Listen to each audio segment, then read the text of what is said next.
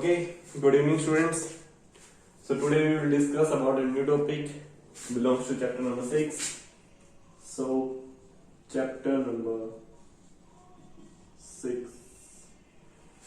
तो स्टूडेंट्स आज जो हमारा टॉपिक है वो बिलोंग करता है एनर्जी से. So we will start from the topic energy. तो स्टूडेंट्स एनर्जी चैप्टर नंबर 6 जब हम स्टडी करते हैं देन एनर्जी के बहुत बड़े कंपोनेंट्स को हम स्टडी नहीं करते, वेरियस कंपोनेंट्स को स्टडी नहीं करते, हम सिंपल एक सिंगल कंपोनेंट को स्टडी करते हैं, that is mechanical energy. So today we will discuss about the mechanical energy and some part of that mechanical energy. Mechanical energy. Okay, first you know about the energy. What is energy? The capacity of work done is called energy. And when we discuss about the mechanical energy, so we are discussing about a part of that energy which belongs to some machines.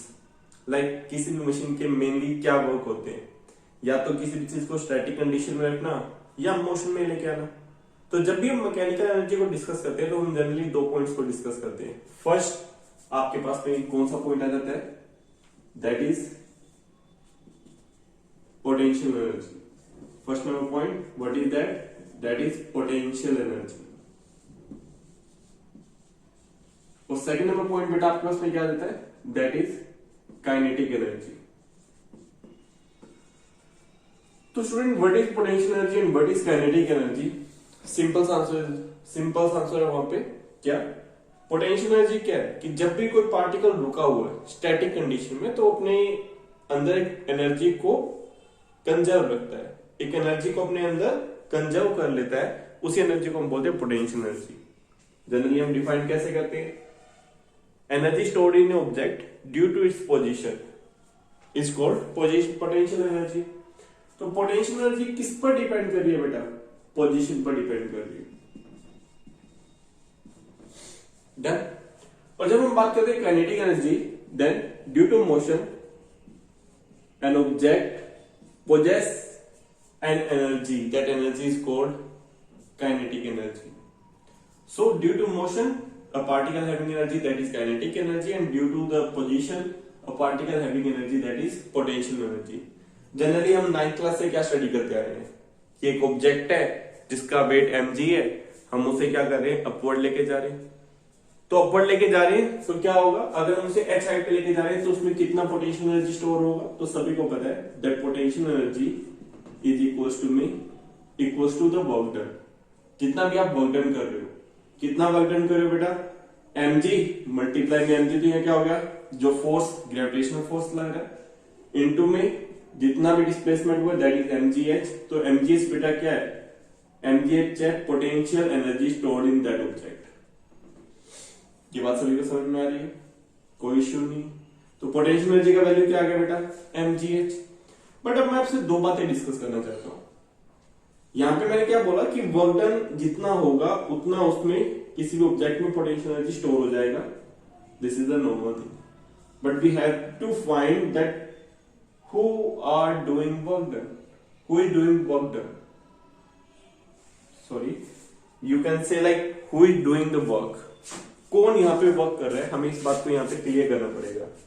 जैसे मैंने इस object को, इस marker को ground से pick किया, कितनी height तक? h हाइट तक. तो मैंने फोर्स अप्लाई किया, इसे h हाइट तक मैं लेके जा रहा हूं. बट इसमें जो एनर्जी स्टोर हो रहा है वो किसके कारण हो रहा है? Due to gravitational force. Because जब मैं इसे पिक भी कर रहा हूं तो ग्रेविटेशनल फोर्स के इन्फ्लुएंस में इसे मैं अपसाइड पिक कर रहा हूं, तो इस पर एक फोर्स लग रहा है डाउनवर्ड. तो जब भी हम किसी भी फोर्स के अगेंस्ट वर्क करते हैं तो तब उस ऑब्जेक्ट में एक एनर्जी स्टोर होता है, उसी एनर्जी को हम बोलते हैं पोटेंशियल एनर्जी. लाइक सिंपल सी बात है, एक स्प्रिंग के साथ में एक मास कनेक्टेड है और स्प्रिंग इनवर्ड फोर्स अप्लाई करता है. फिलहाल वो नॉर्मल स्टेट में, आपने क्या किया, उसे स्ट्रेच किया. जब आप इसे स्ट्रेच करोगे तो आप किस फोर्स के अगेंस्ट वर्क कर रहे हो? स्प्रिंग फोर्स के अगेंस्ट वर्क कर रहे हो, तो उसमें एक एनर्जी स्टोर हो रहा है. डन. तो यहां पर सिनेरियो क्या बेटा? यहां पर मैं आपको क्या समझाना चाहता हूं? मैं यहां ये समझाना चाहता हूं दैट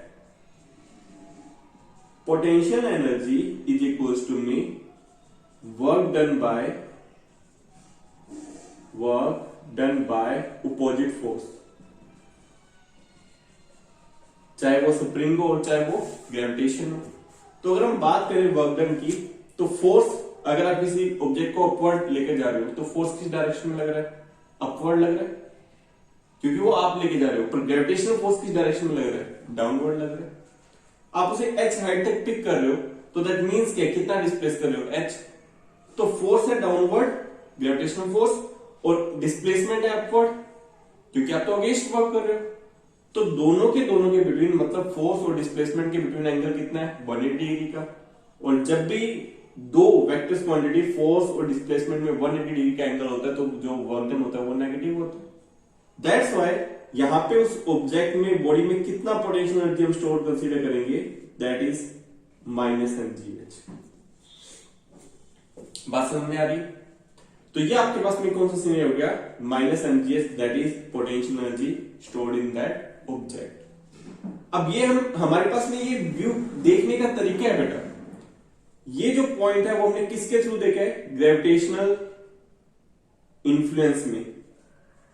और ये mgh कौन सा mgh होता है, जब हम सेल्फ वर्क करते हैं, जब हम खुद से वर्क करते हैं, किसी बॉडी को फोर्स अप्लाई करते हैं, कितना भी हम फोर्स अप्लाई करें और उसे h हाइट पर लेके जा रहे हैं तो कितना वर्क डन हो रहा है, दैट इज पोटेंशियल एनर्जी। तो ये आपके देखने के तरीके पर डिपेंड करता है। तो हम यहां किसके अकॉर्डिंग वर्क कर रहे हैं, ग्रेविटेशनल जो फोर्स है उसके इन्फ्लुएंस में जब हम उसको वर्क करवा रहे हैं तो ग्रेविटेशनल जो फोर्स है वो कितना वर्क कर रहा है। इट मींस -mgh क्या है, the work done by gravitational force, और you can say the work done by the earth.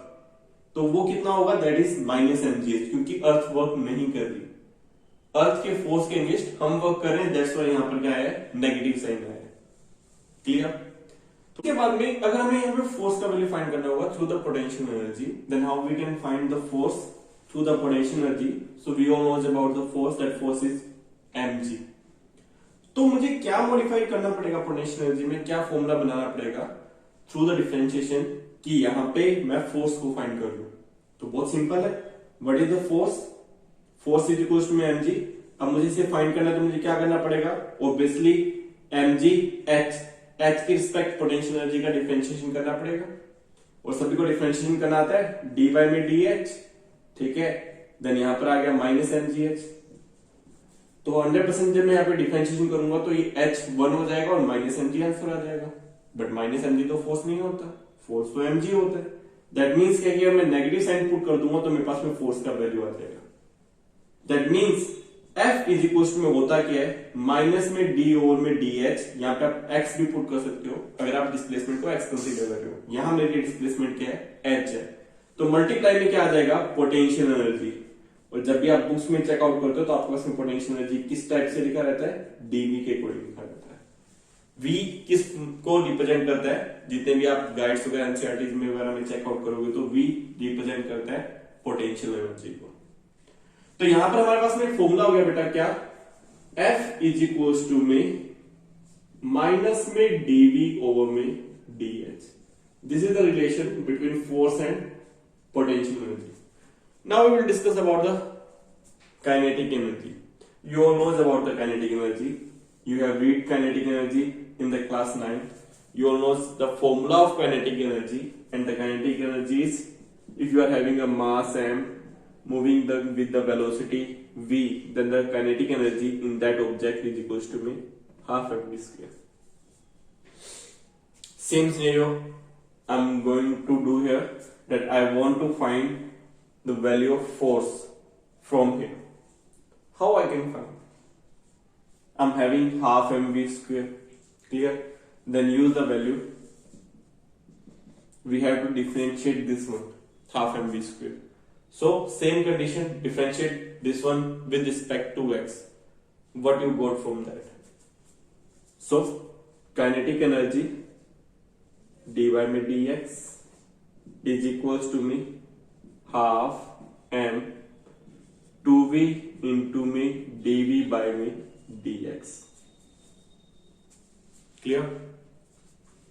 There is no issue. Okay, check out it. 2 से 2 cancel out. m multiply में what is v? v is dx by me dt. What is dx by dt? That is change in displacement per unit time. Okay, multiply में dv by में dx, dx cancel out. What we are having dv by dt, that is acceleration. Change in velocity per unit time is called acceleration. So what we are having m into dv by dt. We can say this one is a force. So we are having a new relation between kinetic energy and force. That force is equals to d by dx. What? That is kinetic energy. The both are same almost. Here x is displacement, here h is displacement. This one is the force and this one also is the force. So this is the kinetic energy and potential energy. So hope so कि आपको potential energy और kinetic energy clear हो गया होगा और एक कुछ relations है वो भी क्लियर हो गए होंगे। आज हम एनर्जी को इतना डिस्कस क्यों करें बेटा? क्योंकि हमारे पास में एक टॉपिक है कंजर्वेशन ऑफ एनर्जी और ये हम पहले से जानते हैं। कंजर्वेशन ऑफ एनर्जी के अकॉर्डिंग हमारा लॉ क्या कहता है? According to the law of conservation of energy, we cannot produce energy, we cannot destroy the energy. Okay, we can change the form of the energy. So here we are going to prove that energy is conserved in next two experiments. We are doing here two experiments and we are going to verify that energy is conserved in that whole process. So first of all we have to discuss about the rule, that is conservation of energy. Conservation of energy. तो हमें यहां से किस point को pick करना है बेटा? हमें यहां से सिर्फ एक ही पॉइंट को पिक करना है। The total energy of the object is conserve. हम किसकी बात कर रहे हैं बेटा? मैकेनिकल एनर्जी की बात कर रहे हैं।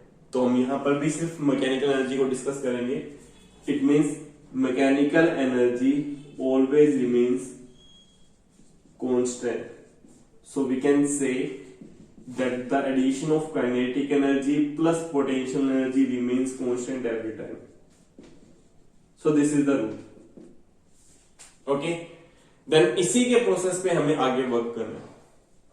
अब कंजर्वेशन ऑफ एनर्जी के अकॉर्डिंग ये बात तो क्लियर है कि काइनेटिक एनर्जी और पोटेंशियल एनर्जी हमेशा एक कांस्टेंट वैल्यू रहती है, पर यहां पर एक केस रहता है कि कंजर्वेशन ऑफ एनर्जी हम उन्हीं केसेस में स्टडी करते हैं वो जो हमारे पास में फोर्स होना चाहिए वो कंजर्वेटिव फोर्स होना चाहिए। That should be conservative force. Okay, what is conservative force? Conservative force are the force which depends on the position only, which doesn't depends on the path from which that object is moving. It means अगर कोई भी work done आपके पास में हो रहा है, like मैं क्या कर रहा हूं, इस मार्कर को लेके जा रहा हूं एक h हाइट पे, तो मुझे पता है कि इसमें एक पोटेंशियल एनर्जी स्टोर हो जाएगी। मैं इसे यहां से लेके यहां तक लेके जा रहा हूं, this is the h height. तो मुझे पता है इसमें h एनर्जी, h हाइट के अकॉर्डिंग mgh एनर्जी स्टोर हो जाएगी। तो मैंने क्या किया, मैंने इसका पाथ चेंज कर दिया। अब मैं इसे ऐसे लेके जा रहा हूं और h हाइट पर लेके गया, तब भी इसमें mgh एनर्जी स्टोर होगी। मैंने क्या किया, पहले इसे अप साइड ले गया, फिर डाउन साइड लेके आया, फिर भी कितनी एनर्जी स्टोर होगी? h हाइट पे mgh एनर्जी स्टोर होगी। दैट मींस यहां पर ग्रेविटेशनल फोर्स किसका वर्क कर रहा है? वो एक कंजर्वेटिव फोर्स का वर्क कर रहा है। वहां पे पोजीशन पर डिपेंड कर रहा है उस पार्टिकल का एनर्जी, ना कि जिस पाथ से वो ट्रेवल करके उस पॉइंट तक रीच कर रहा है उस पॉइंट पर। दैट्स व्हाई वो एक कंजर्वेटिव फोर्स है। तो नंबर अगर हम यहां पर इसके अकॉर्डिंग भी बात करें, then in a close loop, closed loop when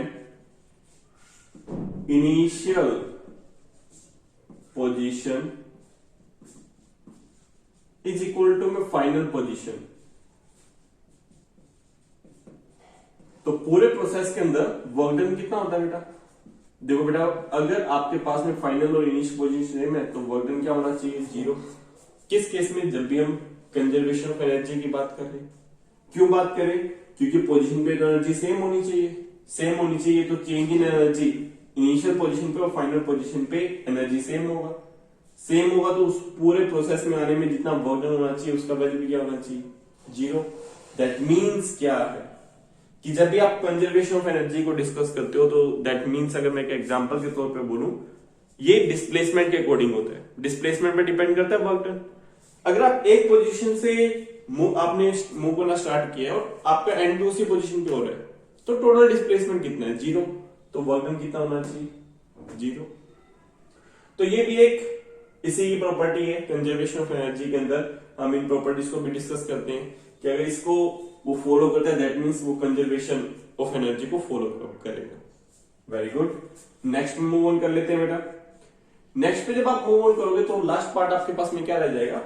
when you are having a change in kinetic energy then there should also have some change और equal change in potential energy. जितना आप काइनेटिक एनर्जी में change कर दोगे उतना ही change potential energy में भी हो जाएगा। जैसे एक बॉडी की एनर्जी तो फिक्स है 200 जूल। इनिशियल केस में काइनेटिक एनर्जी 50 था और पोटेंशियल एनर्जी कितना था? इनिशियल केस में काइनेटिक एनर्जी कितना था? 50 और पोटेंशियल एनर्जी कितना था? दैट इज 150, क्योंकि टोटल एनर्जी तो 200 है जूल। अब एनर्जी कंजर्वेशन को डिस्कस कर रहे हैं।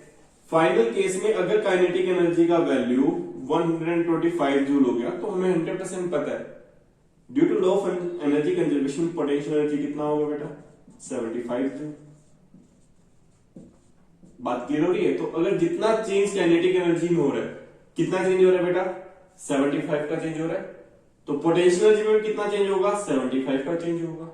बट इतनी सी बात डिफरेंट है कि एक में वो पॉजिटिव होगा और एक में वो नेगेटिव होगा, मतलब एक इंक्रीज होगा दूसरा डिक्रीज होगा। दैट्स व्हाई मैंने यहाँ पे मैग्नीट्यूड का साइन पुट कर दिया। तो ये बात क्लियर हो गया बेटा। अब ये रियल लाइफ में कहां पे एप्लीकेबल होते हैं, हमें उन्हें स्टडी करना है। तो रियल लाइफ एप्लीकेशंस के अंदर जो हमारा फर्स्ट एप्लीकेशन होता है वो क्या होता है? जब हम किसी ऑब्जेक्ट को अपवर्ड थ्रो करते हैं तो उसका मोशन। तो पहले मैं इस पॉइंट को, ये आपके पास में एक एग्जांपल के अकॉर्डिंग है तो मैं उसी पॉइंट को यहां पे क्लियर कर देता हूं। Motion of an object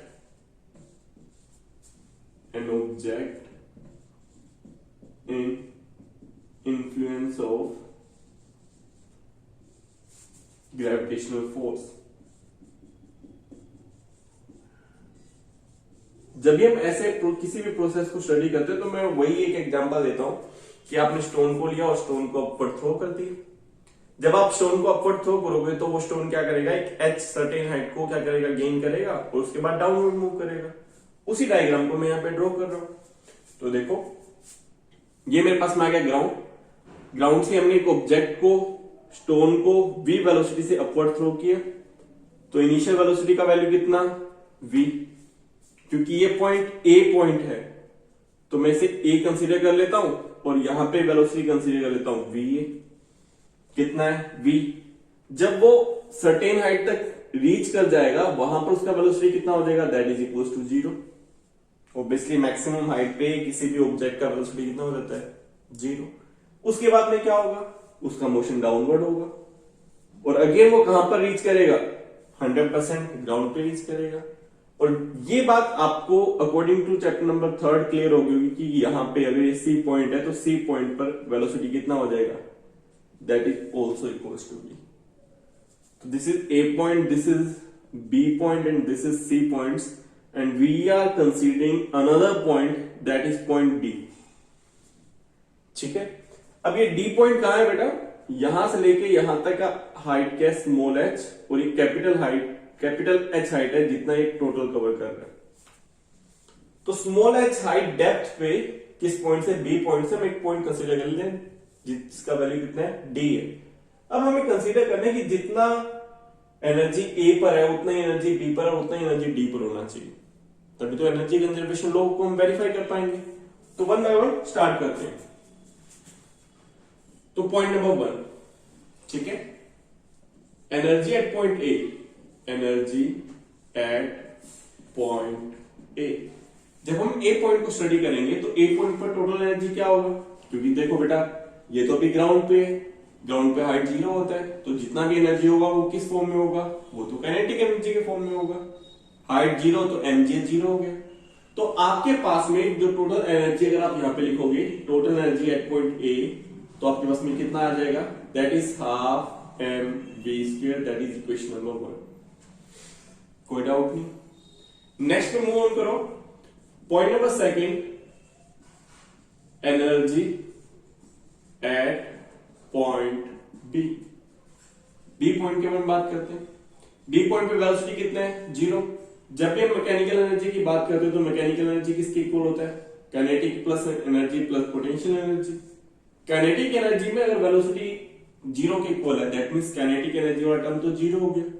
remaining term कौन सा बच गया? पोटेंशियल एनर्जी वाला। अब पोटेंशियल एनर्जी कितना है? h हाइट पे ऑब्जेक्ट का मास m हो गया, ग्रेविटेशनल एक्सेलरेशन g हो गया, तो आपके पास में पोटेंशियल एनर्जी किसके इक्वल हो जाएगा? mg कैपिटल H के इक्वेशन नंबर में 2। फर्स्ट ऑफ ऑल हमें इन दोनों को इक्वल प्रूफ करना है। तो इक्वल प्रूफ करने के लिए बहुत सिंपल सी बात है, आपको इन दोनों में रिलेशन फाइंड करना पड़ेगा। अब रिलेशन कैसे फाइंड होगा? देखो, according to equation number 3, according to equation third equation of motion, according to third equation of motion क्या होती है बेटा? That is v square is equals to में u स्क्वेयर प्लस 2as। सभी को पता है, कोई डाउट ही नहीं। अब बेटा यहां पे कुछ पॉइंट्स को स्टडी कर लेते हैं। ये मैं टर्म, ये इक्वेशन कहां यूज कर रहा हूं? जब ये ऑब्जेक्ट यहां से डाउनवर्ड मूव कर रहा है तो बी पॉइंट पर वेलोसिटी किसका वर्क करेगा बेटा? 100% बी पॉइंट पर वेलोसिटी वर्क करेगा इनिशियल वेलोसिटी का, और सी पॉइंट पर वेलोसिटी किसका वर्क करेगा? फाइनल वेलोसिटी का।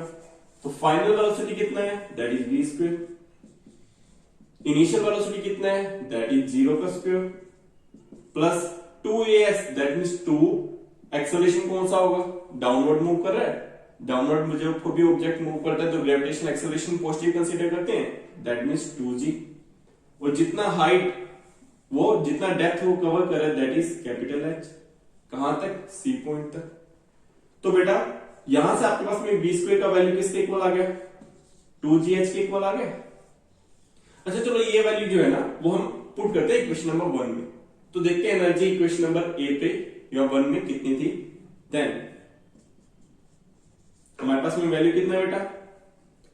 EA इज इक्वल्स टू में half m v square. Put कर लो, half m 2g capital H, 2 से 2 cancel out, that is mg capital H। That means we are discussing about EB। So EA is equals to EB. What this equation is representing? This equation is representing that energy is stored in that object is conserved. तो energy conserve होगी यहाँ पे। अब हम बात करते हैं कि चलो A और B का तो समझ में आता है, but about the point D, D पे भी क्या एनर्जी कंजर्वेशन रहता है? जब वो ऑब्जेक्ट मूव कर रहा है और अपने पाथ में ही है, क्या तब भी एनर्जी कंजर्व होता है? उसको चेकआउट कर लेते हैं। तो पॉइंट नंबर 3 पे चलते हैं। एनर्जी एट पॉइंट डी, इसको डिस्कस कर लेते हैं। डी पॉइंट पे जब हम एनर्जी डिस्कस करेंगे तो किसके इक्वल होगा बेटा? बहुत सिंपल है, energy at D point is equal to में जितना वहां वेलोसिटी होगा। अब कितना वेलोसिटी है हमें नहीं पता, so we are considering that velocity at D point is half md square, half m vd square, plus जितना यहां पे, ये तो कौन सी एनर्जी है? काइनेटिक एनर्जी, जितनी पोटेंशियल एनर्जी होगी। अब पोटेंशियल एनर्जी कितनी है बेटा? जितनी वो हाइट पे होगा ग्राउंड से। तो ग्राउंड से कितनी हाइट पे? mgh माइनस में h, that means mg capital H minus में स्मॉल h, तभी तो रिमेनिंग हाइट पता चल जाएगी आपको। कोई डाउट नहीं है। This is the equation number, you can say equation number 3. Okay, first of all VD का वैल्यू फाइंड करना बेटा। VD का वैल्यू कैसे फाइंड करोगे? वही पॉइंट, इनिशियल वेलोसिटी 0 है, ठीक है, D पॉइंट पे आपको वेलोसिटी का वैल्यू फाइंड करना है। तो अब हमारे पास में कितना पैटर्न रहेगा, कितना सिनेरियो रहेगा? B to D। तो फाइनल वेलोसिटी क्या है बेटा? VD। इनिशियल वेलोसिटी क्या है? 0। कितनी हाइट को कवर कर लिया? That is small h। Small h displacement हो गए। तो according to equation number third equation of motion, तो आपके इसमें वैल्यू क्या आ जाएगा? vd स्क्वेयर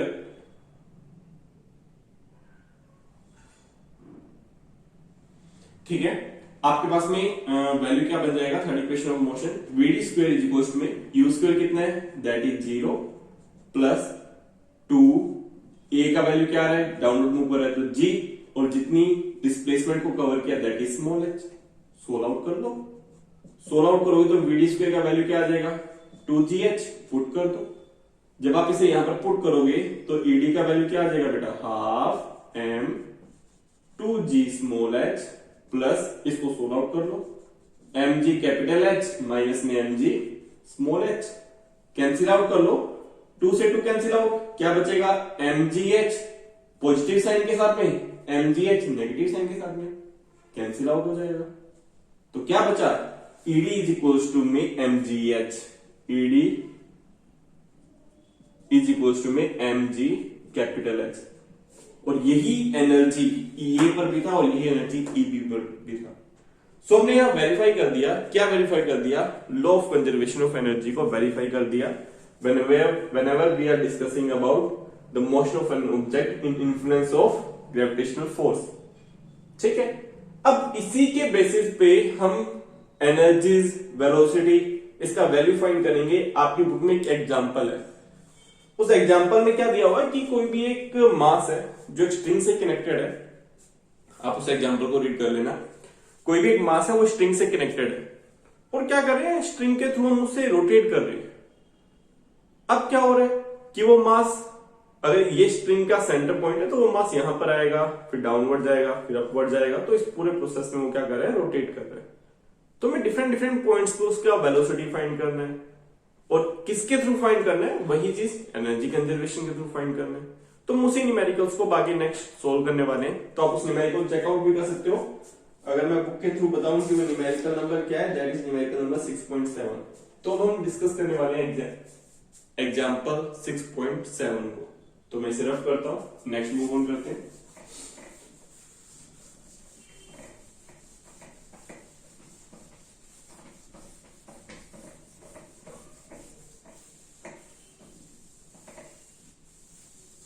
शायद वो इस बोर्ड पे मे बी कंप्लीट ना है बट ट्राई करूंगा कि कंप्लीट आ जाए। तो हम यहाँ पे किसको स्टडी कर रहे हैं बेटा, हम एक ऑब्जेक्ट को स्टडी कर रहे हैं जो सर्कुलर पाथ पे मूव कर रहे हैं। देखो आपको पहले क्वेश्चन पता होना चाहिए, तो क्वेश्चन के लिए आप सबसे पहले क्वेश्चन को रीड करोगे, बाकी मैं आपको क्लियर कर देता हूं कि आपके पास में एक ऑब्जेक्ट है जिसका मास स्मॉल है, ठीक है। वो ऑब्जेक्ट सर्कुलर पाथ में मूव कर रहा है, इन एक्चुअल है क्या वो ऑब्जेक्ट एक स्ट्रिंग से कनेक्टेड है, ठीक है। ऑब्जेक्ट स्ट्रिंग से कनेक्टेड है और वो सर्कुलर पाथ पे मूव कर रहा है, और जब भी हम स्ट्रिंग को डिस्कस करते हैं तो हमारे पास में एक नया फोर्स आता है दैट इज टेंशन फोर्स। तो 100% हम यहाँ टेंशन फोर्स को भी डिस्कस करने वाले हैं। हम यहाँ डिफरेंट पॉइंट्स पे उसके वेलोसिटीज का वैल्यू फाइंड करेंगे। So we are having 3 points here. The first number point is A, the second number point is B and third number point is C. तो हमें कुछ पॉइंट्स को स्टडी करना पड़ेगा बेटा, कुछ पॉइंट्स को कंसीडर करना पड़ेगा। क्या कि ये जो आपके पास में पॉइंट ए है वो ऑलमोस्ट कहां है ग्राउंड पे, ए पॉइंट कहां हुआ ग्राउंड पे। नेक्स्ट आपके पास में जो पॉइंट सी है वो कितनी हाइट पे होगा उसे हमें कंसीडर करना है। तो हम इसे क्या करते हैं रेडियस के अकॉर्डिंग कंसीडर करते हैं। रेडियस के अकॉर्डिंग कंसीडर करेंगे तो यहां से यहां तक का हाइट बेटा कितना h, तो यहां से यहां तक का हाइट भी कितना होगा देन अगेन h। तो सी पॉइंट कितनी हाइट पे 2h हाइट पे और बी पॉइंट कितनी हाइट पे h हाइट पे। तो चलो इसके अकॉर्डिंग 1 बाय 1 डिस्कस करते हैं और इसका फाइंड करते हैं। हमारा एम क्या है, हमारा एम है VA, VB और VC का वैल्यू फाइंड करना। जब आप एग्जांपल को रीड करोगे तो आपको ये बात क्लियर हो जाएगी। ओके, नेक्स्ट मूव ऑन करते हैं बेटा। तो स्टूडेंट्स अब इन 3 पॉइंट्स हैं, हम 1 बाय 1 स्टार्ट करते हैं। हम पहले ए पॉइंट से स्टार्ट करते हैं। एट ए पॉइंट, तो मैं यहां पे सबसे पहले फोर्स को स्टडी करता हूं। कोई भी ऑब्जेक्ट है, ठीक है, जिसका मास m है, तो वो एक फोर्स को एक्सपीरियंस करेगा और वो फोर्स कौन सा होगा डाउनवर्ड डायरेक्शन में mg। क्लियर। 2 नंबर, क्योंकि वो स्ट्रिंग से कनेक्टेड है दैट्स व्हाई एक फोर्स को एक्सपीरियंस करेगा upward, that is tension force. और दोनों का जो रिजल्टेंट होगा, क्योंकि सर्कुलर पाथ में मूव कर रहे हैं, तो दोनों का जो रिजल्टेंट होगा वो इनवर्ड होगा 100%, और इनवर्ड डायरेक्शन में एक फोर्स लगता है that is that is centripetal force. तो दैट मीन्स क्या है कि हम इन दोनों को जब सोल्व आउट करेंगे और रिजल्टेंट फाइंड करेंगे तो किसके इक्वल आएगा, सेंट्रीपिटल फोर्स के इक्वल आएगा। तो सेम पहले पॉइंट नंबर ए को डिस्कस करते हैं, और किसको हम डिस्कस करें, हम डिस्कस करें फोर्स को। तो फोर्स को हम डिस्कस करेंगे तो हमारे पास में क्या वैल्यू आएगी बेटा, दैट इज टी माइनस में mg। तो टी ग्रेटर होगा mg से, तभी तो फोर्स इनवर्ड लगेगा। तो T minus mg is equal to में mv स्क्वायर बाय में आर। What is mv square by में आर, that is centripetal force. We have discussed in chapter number 4, we have discussed this one in chapter number 5 also, the same thing, that is centripetal force, mv square by me r. Now we will discuss about the energy because the chapter is related to energy. If I am going to discuss about the energy, so we are having the energy of that object EA at point A is equals to me, because this object is almost at ground, that's why the potential energy of this object is equals to 0. But we can consider the kinetic energy of that object, because we can consider that this object is at ground, but what is the same scenario is this object has some velocity at point A, some velocity at point B, and some velocity at point C. Clear? So this object possesses some kinetic energy, so that energy is equals to me half mva square, equation number 1. I'm not adding here the potential energy of object because we are considering that object is almost at ground. Okay, this is our first equation, so we are considering this equation as first equation, this equation as second equation. Now we will discuss about the point B at point C. At point C. This is the main point of this numerical, point C. How? First of all, we will discuss about the force. Circular motion की बात करते हैं तो point सी क्या होता है, it means कोई भी ऑब्जेक्ट है वो रोटेट कर रहा है, रोटेट करता हुआ क्या हुआ, वो अपने मैक्सिमम हाइट पे आया।